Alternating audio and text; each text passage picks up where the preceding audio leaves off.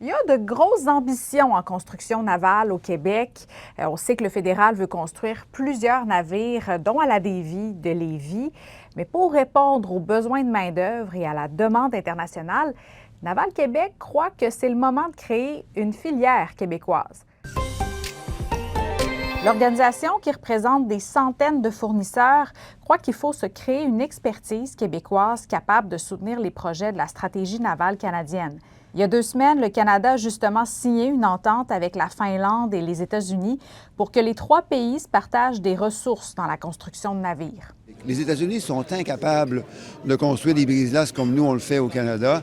Fait que le chantier Davie, ses partenaires au cours des prochaines années vont être appelés, entre autres avec un partenaire avec la Finlande, à développer encore davantage leur capacité de construction et d'innovation. Je rappelle qu'il y a quelques mois, la Davie a signé un contrat avec le fédéral pour la construction d'un brise-glace polaire, un contrat de 3,25 milliards de dollars. 6 autres navires doivent aussi être construits au chantier Davie, mais les contrats sont toujours pas signés.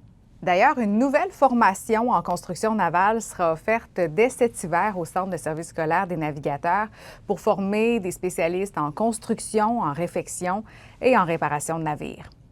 Je vous parle aussi d'un sujet dont on a beaucoup entendu parler au cours des derniers mois, le crucifix à l'Hôtel de Ville de Québec.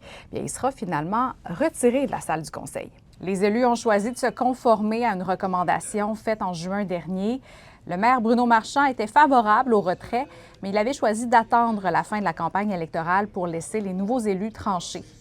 Le crucifix sera conservé dans la collection d'objets historiques de la Ville de Québec. Je termine en vous parlant de l'église Notre-Dame des Victoires de la Place Royale dans le Vieux-Québec parce qu'elle sera fermée tout l'hiver. La fabrique de la paroisse Notre-Dame de Québec a des problèmes financiers. Elle doit trouver une façon d'éponger un déficit de presque 400 000 $ cette année. Donc, elle a pris la décision de chauffer l'église minimalement cet hiver et d'annuler la messe de minuit. Pourtant, un événement très populaire chaque année. La réouverture est seulement prévue en mai prochain, mais il y a une bonne nouvelle dans tout ça.